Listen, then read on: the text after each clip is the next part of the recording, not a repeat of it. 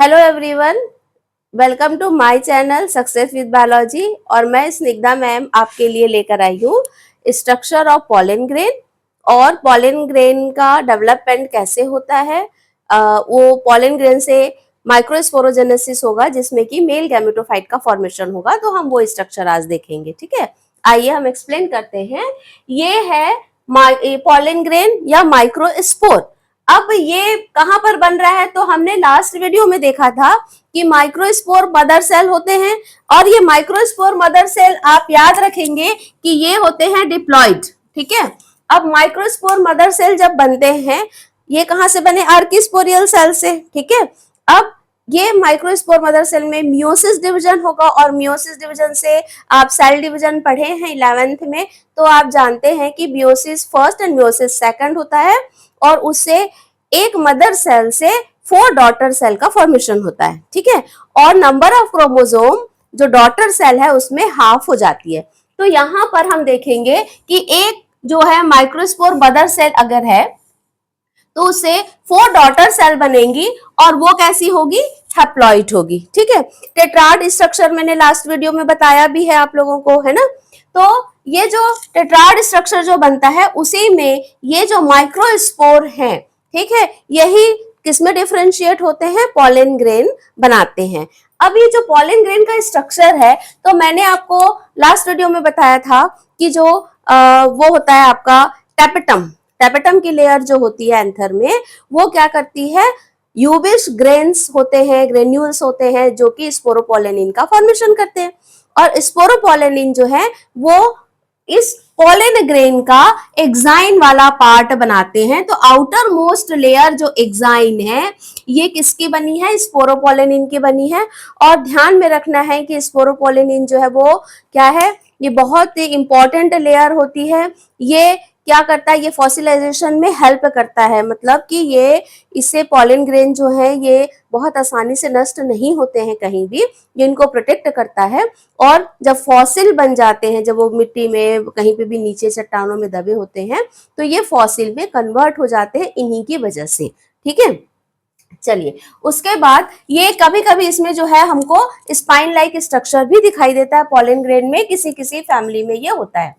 उसके अंदर जो एक और लेयर है ये कहलाती है इंटाइन।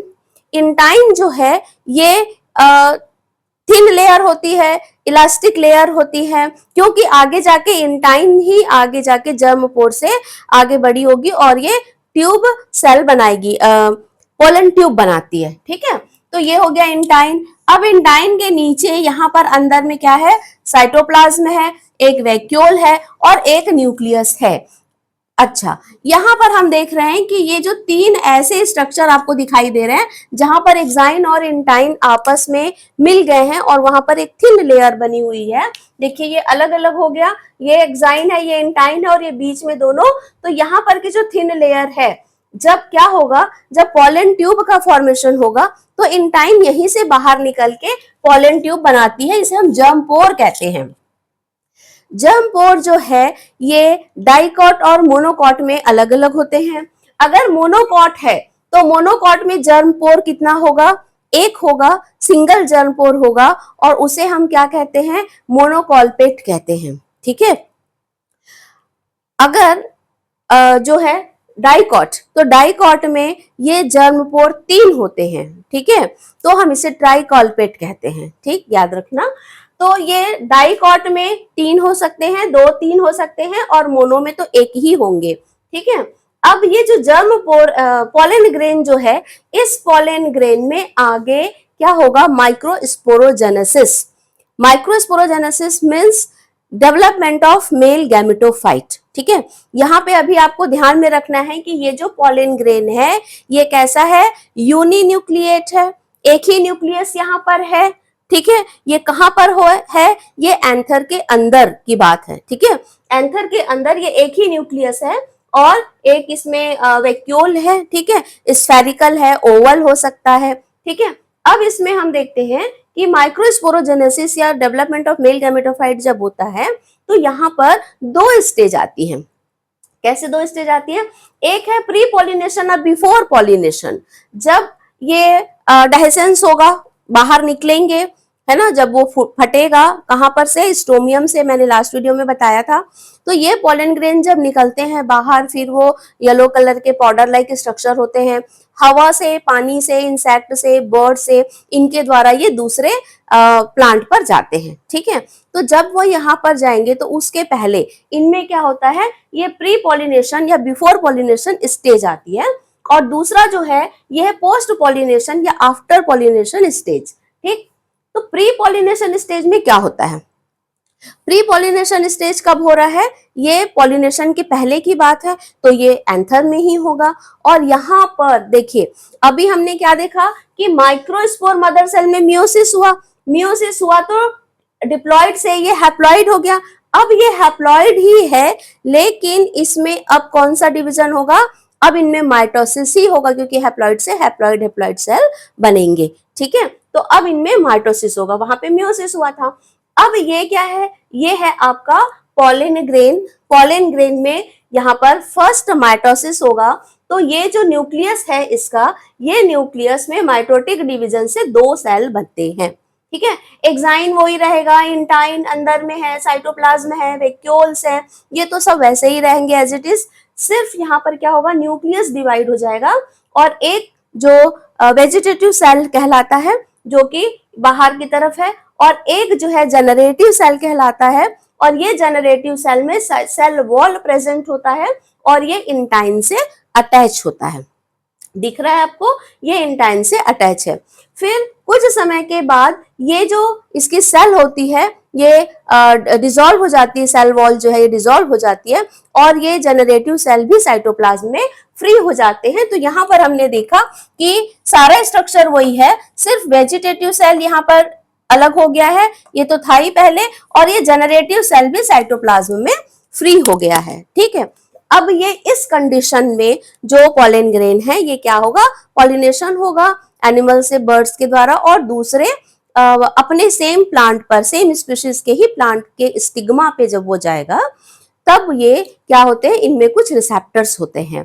पोलन ग्रेन और स्टिग्मा अगर सेम स्पीशीज है तो उनके बीच रिसेप्टर होंगे, रिसेप्टर मैच करेंगे, तभी वो वहां पर आगे का जो फंक्शन है, प्रोसेस है, वो होगा। अदरवाइज वो क्या होगा, वो वहां पर डेवलप ही नहीं करेगा, क्योंकि वो सेम स्पीशीज नहीं है। ठीक है ना, तो यहाँ पर क्या होगा कि जब ये किसी सेम स्पीशीज के प्लांट पर ये जाते हैं, वहां के स्टिग्मा में जब ये जाएंगे, तो पोस्ट पॉलिनेशन या आफ्टर पॉलिनेशन ये प्रोसेस यहाँ पर होती है। अब हमने देखा कि यहाँ पर 2 सेल पहले ही बन चुके हैं, एक वेजिटेटिव सेल, एक जनरेटिव सेल। ठीक, अब देखिए यहाँ पर ये जो जर्मपोर है, जब ये वहां पे पहुंचता है, कहाँ पे पहुंचा, ये स्टिग्मा में। स्टिग्मा में जब पहुंचता है तो जो फ्लावर है उसमें नेक्टर होते हैं, शुगरी फ्लूइड होते हैं, उनको ये एब्जॉर्ब करता है, और एब्जॉर्ब करके ये क्या होता है, फूल जाता है। जब ये फूल जाएगा तो इसकी वॉल पे प्रेशर पड़ेगा, प्रेशर पड़ेगा तो एक्साइन, तो मैंने पहले ही बताया कि स्पोरोपोलेनिन है, जो बहुत ही स्ट्रॉन्ग स्ट्रक्चर होता है ना, वो फॉसिलाइजेशन में हेल्प करता है।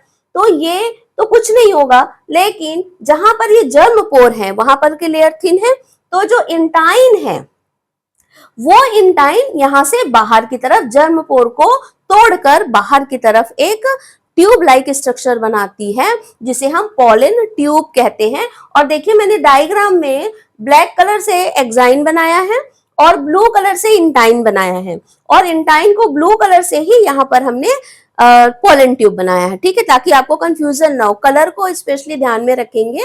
ठीक है, तो यहाँ पर देखिए ये जो वेजिटेटिव सेल है ये कहाँ पे आ गया, ट्यूब सेल में आ गया, पोलन ट्यूब में आ गया, और ये जनरेटिव सेल भी आएगा, और साइटोप्लाज्म भी धीरे धीरे इसी पोलन ट्यूब में आ जाता है। ये वाला डायग्राम सेकंड वाला। अब यहाँ पर जब ये पोलन ट्यूब धीरे धीरे डेवलप करता है, लंबा होता जाता है, अब इसमें 2 सेल हैं, एक है जनरेटिव सेल, एक है वेजिटेटिव सेल, और यहाँ पर साइटोप्लाज्म जो है ये इस पोलन ग्रेन के स्ट्रक्चर से निकल के बाहर पोलन ट्यूब में आ गया है, क्योंकि यहाँ पर साइटोप्लाज्म की जरूरत है ना, यहाँ तो अब कुछ है ही नहीं। ठीक है, अब यहाँ पर क्या होगा, 2 कैलोस प्लग का फॉर्मेशन हो जाता है। ये कैलोस प्लग क्या करते हैं, कैलोस प्लग जो है ये यहाँ पर को ब्लॉक कर देते हैं, ताकि जो साइटोप्लाज्म है वो वापस इसके इनर स्ट्रक्चर में न चला जाए। क्योंकि इनको आगे की तरफ जाना है। ठीक है, अब ये जो जनरेटिव सेल है, पहला माइटोसिस कहाँ हुआ था, यहाँ पर हुआ था, सिंगल सेल से 2 सेल बना था, एक वेजिटेटिव सेल और एक जनरेटिव सेल। अब दूसरा माइटोसिस होता है यहाँ पर आफ्टर पॉलिनेशन, और यहाँ पर क्या होगा कि जो जनरेटिव सेल है उसमें होगा ना डिवीजन, वेजिटेटिव सेल में नहीं, क्योंकि जनरेटिव सेल क्या है, रिप्रोडक्टिव सेल है, इसी को गैमेट में कन्वर्ट होना है। तो यहाँ पर फिर से माइटोसिस होगा और ये सेकंड माइटोसिस होगा, और ये क्या होगा, फिर से 2 गैमेट का फॉर्मेशन करेंगे, मेल गैमेट का। ठीक है, vegetative cell as it is रहेगा, और वेजिटेटिव सेल आगे जाकर के इसका कोई रोल नहीं है, क्योंकि इसका मेन काम था पॉलन ट्यूब, पॉलन सेल बनाना, और इसने बना दिया। अब आगे इसका कोई काम नहीं है। यहाँ पर अभी हम देखेंगे, वैसे देखिए क्वेश्चन आता भी है कि पॉलन ट्यूब में कितने सेल हैं या कितने न्यूक्लियस हैं, तो 3 है, क्योंकि 2 जनरेटिव और 1 वेजिटेटिव, ये आपको ध्यान रखना है। और अगर पूछे कि पॉलन ग्रेन में कितने न्यूक्लियस हैं, तो पॉलन ग्रेन जब माइक्रोस्पोरोजेनेसिस के पहले पॉलन ग्रेन में 1 ही न्यूक्लियस होता है, ये भी हमको ध्यान रखना है। जब वो इस प्रोसेस में आता है तब वो 2 सेल में और 2 न्यूक्लियस में कन्वर्ट होता है। ठीक है, अब क्या होगा कि ये जो स्ट्रक्चर है यहाँ पर, क्योंकि ये पूरा का पूरा स्पोरोपोलिन, एक्साइन, इंटाइन, ये स्ट्रक्चर तो स्टिग्मा के अंदर जा नहीं पाएगा, तो ये पोलन ट्यूब जो है ये स्टिग्मा के अंदर एंटर करती है। अब पोलन ट्यूब कितनी लंबी होगी, उसकी लंबाई क्या होगी, ये तो प्लांट के ऊपर डिपेंड करता है। प्लांट के जो फ्लावर्स हैं उसमें स्टिग्मा, स्टाइल एंड ओवरी, तो स्टाइल जितनी लंबी होगी। ठीक है, चलिए यहाँ पर हम देख लेते हैं, ये फीमेल पिस्टल है और ये है इसका स्टिग्मा। तो पॉलन ग्रेन आपको यहाँ पर मिलेगा, और पॉलन ग्रेन से क्या बना, ये पॉलन ट्यूब निकला। तो ये पॉलन ट्यूब यहाँ पर इस तरह से इस स्टिग्मा के अंदर एंटर करता है, और पॉलन ट्यूब कहां पर जाएगा, ये जो स्टाइल है, स्टाइल जितना लंबा है उतना लंबा यहाँ पर पॉलन ट्यूब बनता है, क्योंकि इसको यहां से होते हुए हम देखेंगे माइक्रोपाइलर एंड से, या और जो दूसरा एंड जहां से वो एंटर कर सकता है, यहां पर से पॉलन ट्यूब एंटर करेगा किसमें, ओव्यूल में, ओवरी के अंदर। ठीक है, और वहां पर फिर आगे की प्रोसेस जो फर्टिलाइजेशन है वो होगी। आशा करती हूँ कि आपको आज का वीडियो अच्छा लगा होगा, और यहाँ पर से बहुत सारे क्वेश्चन जो है वो बनते हैं। पॉलन ग्रेन का स्ट्रक्चर आपको याद रखना है, एक्साइन, इंटाइन याद रखना है। अच्छा, इंटाइन जो है वो किससे बना है, एक्साइन में तो स्पोरोपोलिन होते हैं, इंटाइन जो है वो पेक्टोस और सेल्यूलोज से मिलकर बना होता है, तो इसको हम पेक्टोसेल्यूलोज बोलते हैं, ये भी ध्यान में रखना है। ठीक है, और वेजिटेटिव सेल, जनरेटिव सेल 2 होंगे, और यहाँ पर जो माइक्रोगैमेटोजेनेसिस है उसमें 2 सेल डिवीजन हो रहा है, माइटोसिस हो रहा है, फर्स्ट यहाँ पर हुआ, सेकंड यहाँ पर होगा, और इससे 2 मेल गैमेट का फॉर्मेशन होगा और 1 वेजिटेटिव सेल बनते हैं ट्यूब न्यूक्लियस में, ट्यूब सेल, पॉलन ट्यूब में। ठीक है, तो ये आपको समझ में आ गया होगा, और यहाँ पर के बहुत सारे ऑब्जेक्टिव के क्वेश्चन आपके नीट के पर्पज से भी आते हैं, और बोर्ड एग्जाम में क्वेश्चन आता है डेवलपमेंट ऑफ मेल गैमेटोफाइट या पॉलन ग्रेन का स्ट्रक्चर, तो सिर्फ आपको पॉलन ग्रेन का ये स्ट्रक्चर ही बनाना है। ठीक है, ये भी बना सकते हैं आप, ये भी बना सकते हैं जिसमें 2 सेल जनरेटिव और वेजिटेटिव सेल वाला होगा।